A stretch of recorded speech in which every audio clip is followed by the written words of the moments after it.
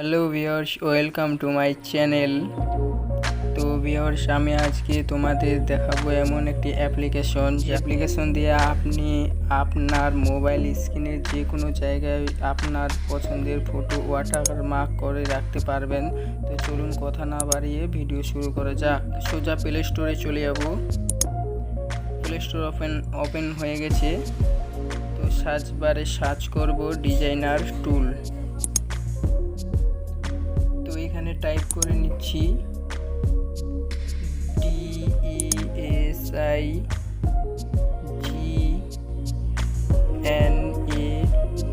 Designer tools. তো উপরে অ্যাপসটি চলে এসেছে, এখানে ক্লিক করে নেব।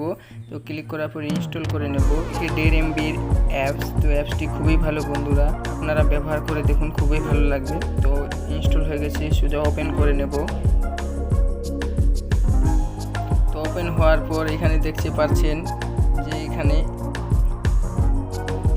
প্লাস আইকনে ক্লিক করে ফটো সিলেক্ট করতে হবে।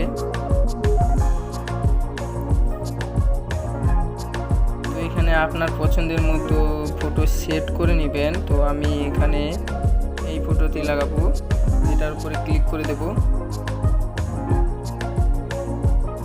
তো ফটোটি সেট হয়ে গেছে। এখানে কোয়ালিটি কি রাখবেন, তো কোয়ালিটি 10%, 20%, 100% আপনার পছন্দের মতো আপনি কোয়ালিটি বাড়িয়ে রাখবেন। তো আমি 30% করে রাখলাম। এখানে দেখতে পাচ্ছেন।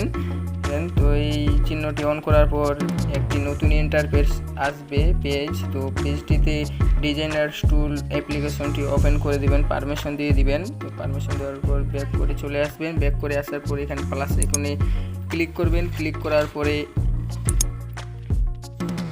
আবার একটি অন্য ফটো চুজ করে নেবেন। তো আমি এই ফটোটি আবার চুজ করে নিচ্ছি। তো নেওয়ার পর ওখানে সেট হবে, একটু দেরি হবে।